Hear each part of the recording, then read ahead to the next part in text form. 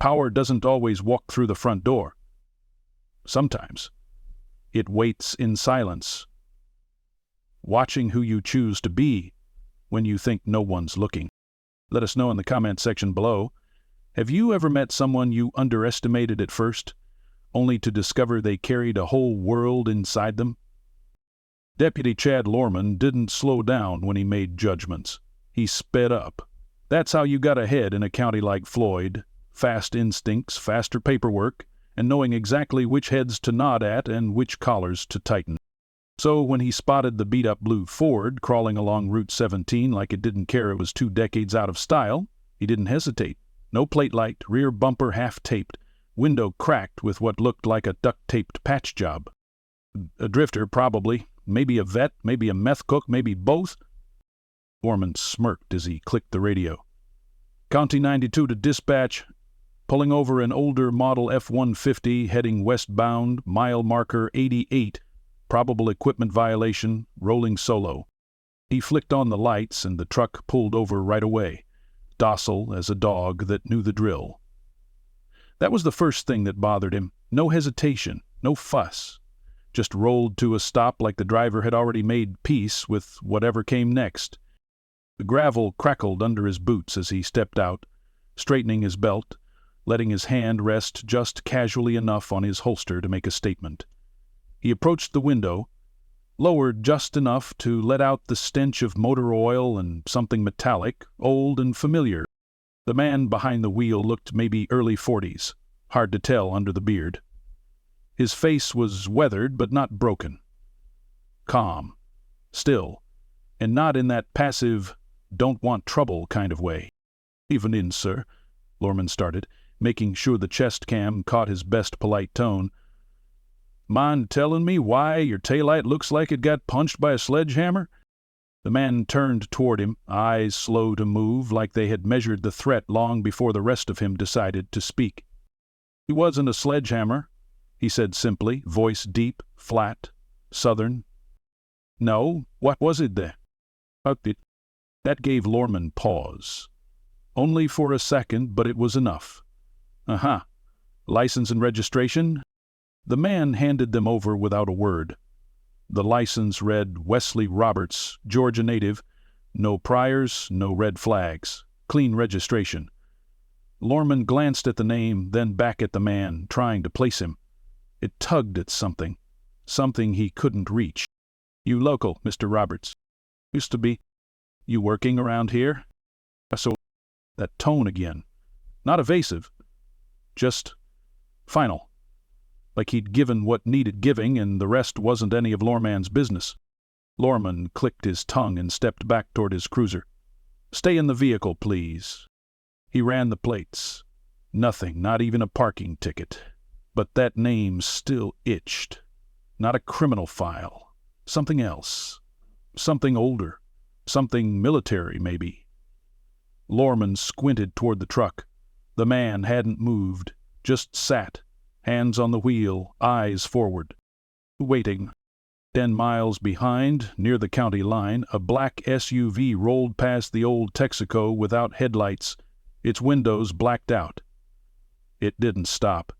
It didn't need to. Whoever sat in the back didn't need fuel or directions.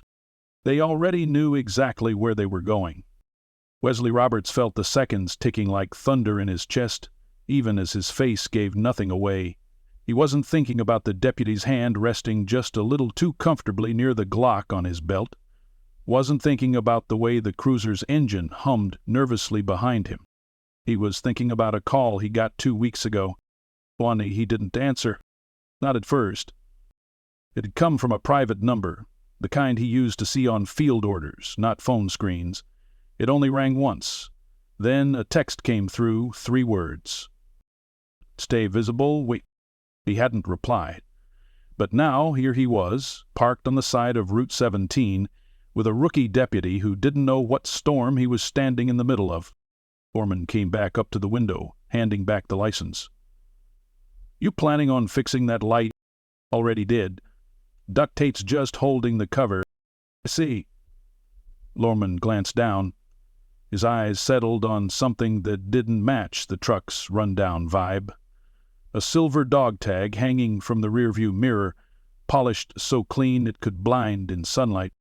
"You, Ami?" Lorman asked, already knowing. "Yes."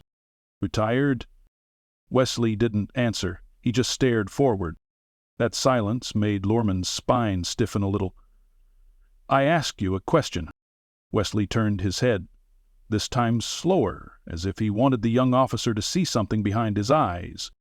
"I stopped wearing the uniform," he said quietly. "That's all." Before Lorman could parse that, a second pair of headlights sliced through the dusk behind them. Not bright, just sharp, precise. A black SUV. No markings, no plates. Lorman stepped back, instincts rising, hand hovering over the butt of his pistol. The SUV pulled in behind the cruiser with choreographed precision, doors already unlocking before the engine shut off.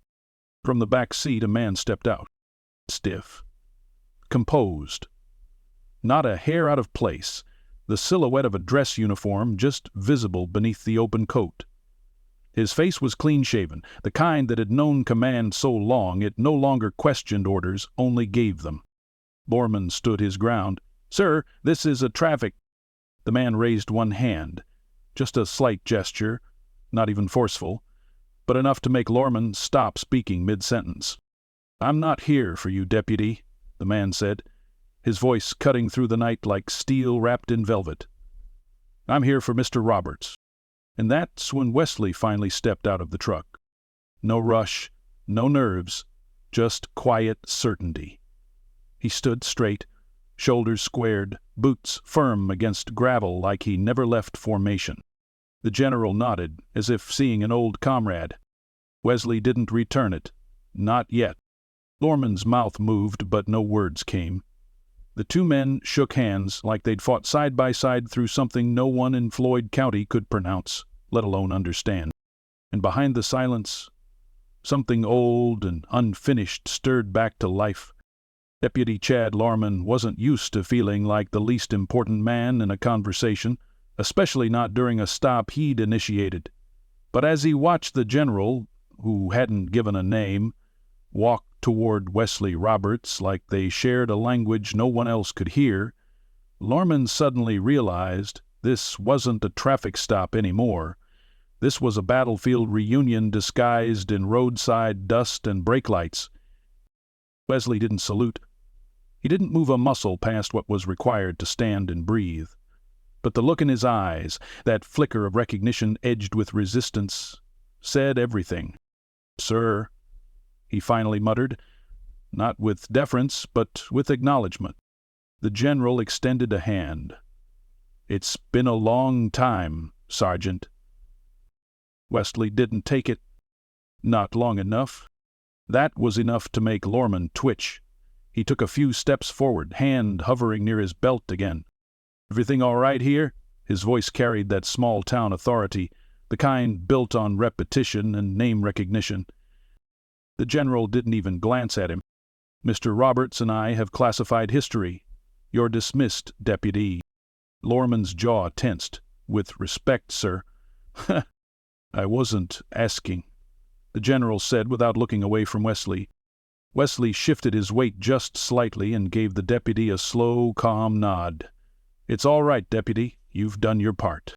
Lorman looked between them, unsure which annoyed him more, the lack of respect or the feeling that he was suddenly in the presence of people who operated in a different world than he ever would.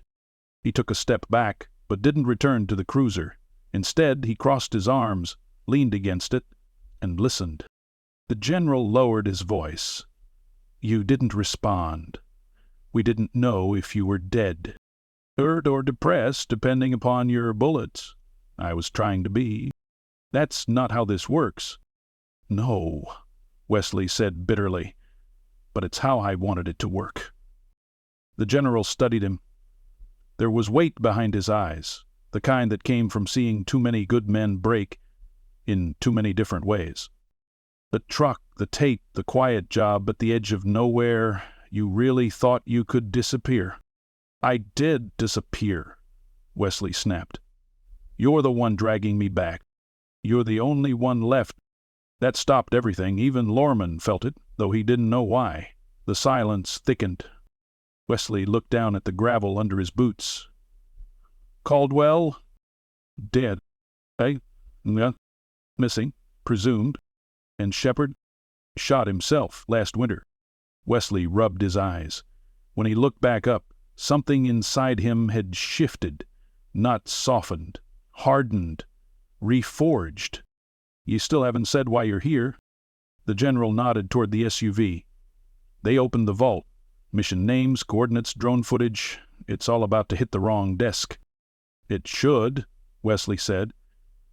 We did things no one should have gotten away with. Except we didn't get away with it, did we? The general said, stepping closer. You're living in a trailer behind a junkyard. I haven't slept a full night in 12 years. And the people we left behind, the ones we couldn't save, they're gone. They're not gone. Not to the people digging up our pass. There's a hearing scheduled in D.C. 2 weeks. They're calling it a review board, but you know what it is. Political theater. And we're the sacrifice. Wesley scoffed. I told you I'm done. And I told you you're not. We need one of us there. Someone who wasn't a desk jockey. Someone who bled in the sand. I can't testify. They'll say I'm protecting my command. But you? You're clean. You were the soldier who disobeyed the order to not evacuate that village. The one who dragged 2 civilians through sniper fire because you couldn't stand the sound of kids crying. You're the one they still whisper about in briefing rooms. And what, you want me to lie? No, I want you to remember, and then decide if you want them rewriting the story without you. Lorman stepped forward again, slowly. Excuse me, he said, voice a bit steadier now. I don't know what the hell's going on here, but if this is some black ops stuff, I got a right to know if there's a threat to this county. The general finally turned to him. His eyes softened for the first time. No fret, deputy. Just ghosts. That should have settled it, but something in Lorman still itched. He walked over to Wesley as the general returned to the SUV to retrieve something. You're not just some drifter, are you? Wesley looked at him. Not anymore. Should I be worried about you bringing trouble here? Wesley's mouth twitched into something that was almost a smile. Almost. Only if you try to stop it. The SUV door opened with a soft click, and the general returned with a hard black case. He set it on the truck bed and opened it slowly. Inside, a stack of documents, a USB drive, and something else. A sealed envelope with an embossed seal. Wesley picked it up and turned it over. His name was written in ink. Just Wesley. No rank, no title. He opened it, read silently. Lorman watched his face closely, but the man gave away nothing. Finally, Wesley looked at the general again. I need 1 night. You've got 18 hours. Guard your word, Wesley added, voice suddenly sharp. This isn't about spinning the truth. You want me there, I go as myself. All of it. The general didn't hesitate. You have my word. A long breath passed between them. The kind shared by men who've walked too close to fire to pretend the smoke doesn't still follow them. Wesley reached into the truck and turned off the ignition. He looked around once, slowly, at the road, at the cruiser, at the trees, and at the fading sun behind them all. He wasn't ready, but he'd never needed to be, as he only needed to move. He shut the door, walked around the truck, and climbed into the passenger seat of the SUV. The general nodded to the driver, who hadn't spoken a single word the entire time. As the black SUV pulled away from the shoulder, Deputy Chad Lorman stood alone, dust swirling in the taillights, wondering what the hell he'd just witnessed. The beat-up truck sat silent on the roadside. A war hero had just stepped back into the shadows, and the man in uniform hadn't said goodbye. He didn't need to. The mission had just begun. The footage spread faster than wildfire. By nightfall, the video of General Donovan walking up to Anthony Jones beside his truck had hit 500,000 views. By morning, it had passed 2 million. Local stations played it on repeat. National outlets picked it up under banners like "Hometown Hero Revealed" and "Decorated War Veteran Mocked by Local Police." But it wasn't the headline that caught fire. It was the quiet moment, the silence, the way Anthony Jones said, "I'm no one special," and how the general's eyes had welled up at those words. People didn't need to know every detail. The internet filled in the blanks. A few veterans recognized the truck. A couple of retired officers in Facebook comment threads started piecing together old field reports. Someone found an archived newsreel from '91 that showed a convoy weaving through hostile territory, led by a truck that looked suspiciously like the one parked in front of Millie's. By the time Anthony returned to town Monday morning, something had shifted. He didn't need to hear it. He could feel it. The same people who used to roll their eyes at his rumbling entrance now stopped what they were doing. Some waved, others stood straighter. He didn't wave back, just gave a slow nod like always, but this time it landed differently. Millie's was busier than usual, not with tourists, not yet, but with townspeople. Old-timers who hadn't been seen downtown in months. Younger folks with military pins they didn't normally wear. The booth where Riker and McCoy always sat was empty. Word had it the chief pulled them in for internal review. Anthony didn't ask. He pushed open the door, bell chiming softly. Millie caught his eye and offered a smile already steeped in apology. "I saved your spot," she said, gesturing toward the counter. "I didn't think you'd want a booth." He took the seat. "Thank you." She poured the coffee. "You didn't ask for this, did you?" Anthony stared into the cup. "No one ever asks for a war, Millie. This ain't much different." The room quieted again as he sat, but he wasn't being gawked at anymore. The silence wasn't curiosity, it was reverence, and that made him uneasy. The door opened behind him. A kid stepped in, skinny, no older than 20, wearing Army surplus gear 2 sizes too big, and holding a wrinkled piece of paper. Anthony glanced over, but said nothing. The kid shuffled awkwardly, glancing around at the patrons, then made his way up to the counter. "You Anthony Jones?" he asked. Anthony didn't move, just raised his eye. "Yes." The kid looked like he was trying to remember something rehearsed and failing miserably. "Sir, my dad served with you in Desert Storm. Name was Elijah Carver." Anthony's eyebrows lifted. He hadn't heard that name in years. Carver had been loud, funny, and fearless. He took shrapnel shielding a younger private from a roadside bomb and never complained once. Died in surgery 3 hours after medevac. "I remember him," Anthony said, voice quieter now. "He was a good man." The kid's throat tightened. He used to talk about this guy, the guy who drove the Green Beast. Said he never backed down, said he made sure his boys always came back alive. He used to call you the one who knew when not to speak. I didn't know it was you until I saw the video." Anthony's shoulders dropped a little. He looked at the kid again, softer this time. "What's your name?" "Colin." "You serving?" "Trying to. I leave for Fort Leonard Wood next month." Anthony nodded, then took a long sip of coffee before speaking again. "Your father was brave. But more than that, he was kind. That's harder to teach. You remember that when you go." Caleb blinked fast, then reached into his coat pocket. "I brought something. It's his patch. He always said if I ever met the man who saved his unit, I should give it to him." Anthony held up a hand. "Don't give away what's already yours. That patch came from him. It belongs with you now." Kalen hesitated, then slowly nodded. They sat there for a while, not speaking. Eventually the kid left, quieter than when he came in, but standing straighter. That afternoon the town's mayor, a man who hadn't spoken more than 5 words to Anthony in the last 3 years, called a spontaneous press conference in front of the courthouse. They wanted to issue a public apology, make amends, invite Anthony to ride on the town's float during the Independence Day parade.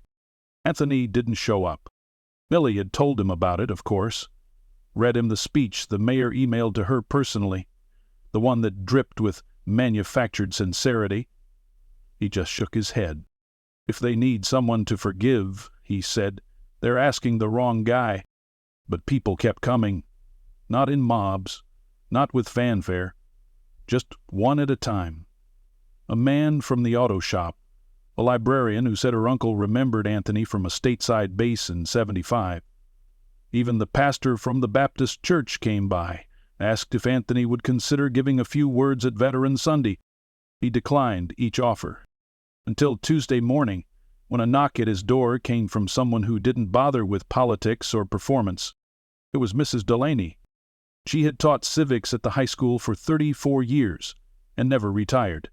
Just reduced her hours and made herself irreplaceable. She wore the same cardigan every fall and kept her hair in a tight gray bun. She also never liked him. Not for any personal reason, just thought he was grumpy, as she once told Millie within earshot. But today she stood on his porch with a box. Anthony opened the door but didn't say anything. She cleared her throat. "Mr. Jones, I'm updating the curriculum this semester. I thought maybe our juniors should learn about someone real, someone they might actually see in town." He didn't reply. She pushed the box toward him. "There's an empty case in the history hallway. It used to hold a model of the Constitution, but the janitor accidentally broke it 2 years ago and no one noticed." He finally looked at her, brows raised. "What's this?" "It's your story, or at least the start of it. Photos, clippings, citations I pulled from military archives. I did my homework. You can yell at me if I got anything wrong." Anthony looked at the box, then back at her. "You sure the school board signed off?" "No," she said, "but I didn't ask." He smiled, just barely. For the first time since the convoy arrived, Anthony Jones felt something settle. Not pride, not relief, just dalits. He accepted the box and nodded. She left without another word. Inside, at his kitchen table, he opened the flaps and saw something he hadn't looked at in decades. A black and white photograph from Vietnam. 3 men, covered in dust and smiles. And in the middle, himself, nearly unrecognizable without the years. He held the photo, letting the silence settle in. It wasn't about who he'd been anymore. It was about what he could still protect. And he realized then, this fight wasn't over. It had just moved home. The school case was filled by Friday. Students passed it every day on the way to history class, their conversations trailing off into silence when they stopped to look. Inside it, flanked by a clean glass pane, were photographs, service medals, a scanned copy of an old operations map from Kuwait, and one crumpled ration card. A plaque beneath a black and white image simply read, "Anthony Jones, Master Sergeant, U.S. Army. Quiet courage in motion." No one vandalized it. No one laughed. Instead, someone left a single yellow flower tucked between the frame and the wall, and someone else had drawn the American flag on a note card with the words, "Thank you for protecting more than a country." Anthony never said who curated the rest of the display. He didn't ask. But he knew Mrs. Delaney hadn't done it alone. That Saturday, Millie handed him a letter before he could sit at the counter, no envelope, folded twice. He unfolded it. It read, "Sergeant Jones, I've resigned. I disrespected something I didn't understand. That's no excuse, just the truth. I've got a long way to go to be the kind of man who deserves to wear the badge again. Thank you for standing tall when I didn't." Chad. Anthony read it twice, then handed it back to Millie. He didn't say anything, just slid it under the counter and poured his coffee like it was any other morning. But there was a glint in her eyes that hadn't been there in months. The door opened again. Another familiar figure walked in, this one in pressed slacks and a worn field jacket. "Early, General Donovan?" Anthony didn't blink. "Back so soon?" The general smiled. "Didn't even unpack the convoy." He took the stool beside him and nodded to Millie for a black coffee, no sugar. "What's the mission this time?" Anthony asked. Donovan pulled a folded brochure from his coat pocket and laid it on the counter. It had the Army crest on the front, but this one wasn't about recruitment. It was a dedication. Veterans Outreach Center. The heading read. Madison County Satellite. Opening Ceremony. Anthony's brows rose. "We're launching it next month," Donovan said. "Full facility, PTSD support, job placement, benefits assistance, and a joint branch mentorship program." Antony stared at him. "You're putting that here?" "Started the paperwork the day after I left town." Donovan turned to face him fully. "And I want you to run the mentorship program. We're going to call it the Anvil Initiative." Anthony exhaled slowly. "After the truck? Have it to man who drove it." He didn't speak for a long time. Millie placed the coffee gently between them and walked away to give them space, even though the entire diner was listening with held breath. Anthony finally looked up. "I'll do it, but only if we keep it simple. No ribbons, no press." Donovan grinned. "You've got a deal." But outside, the familiar hum of engines returned. The convoy, not all blacked-out SUVs this time, but a mix of military vehicles and civilian support cars, made its way down Main Street again. But this time, they didn't park. They rolled slow, until attention. People came out of stores, stepped off sidewalks, paused their day just to watch. This wasn't spectacle. It was honor. Anthony stepped out of the diner and stood on the porch, the sun warming his shoulders, the air holding the quiet kind of reverence that doesn't need to be taught. A few children waved small flags. Their parents nodded. One woman saluted, hand trembling. But no one spoke. Anvil, freshly polished and sitting beside the diner where she always parked, gleamed under the morning light. Someone had added a note under her windshield wiper. She carried more than soldiers. She carried history. Behind the last vehicle in the convoy, another car pulled in. It wasn't military. Just a dusty red pickup. The door opened, and out stepped Officer Brent McCoy. His uniform was gone. He wore jeans and a plain-collared shirt. Something about his posture had changed. No swagger. No smirk. He walked up to Anthony slowly, glancing down once, then up. "I owe you a lot more than an apology," he said. "But I'd like to start there." Anthony gave a slight nod, not out of approval, but acknowledgement. McCoy continued. "I've been accepted into the state's Veteran Liaison Program, going back to train, this time the right way. If you ever need someone to move chairs or set up tables for that outreach center, I'm around." Anthony extended a hand. McCoy took it, and just like that, no audience, no cameras, something mended. That afternoon, Anthony walked the field where the outreach center would be built. Still an open lot now, weeds blowing gently, the ground level and unassuming. But he could already see it. Rows of chairs filled with men and women who'd seen too much. A space where silence wasn't shame and help wasn't a lecture. He stood alone for a while, letting the breeze brush across his face. Then he reached into his back pocket, pulled out the wrinkled photograph of his unit, the one he'd kept for decades, and slipped it into a small crack in a wooden stake marking the property line. It wasn't for him anymore. It was for whoever came next. 3 weeks later, the outreach center opened its doors. Anthony didn't speak at the ceremony. He didn't cut the ribbon.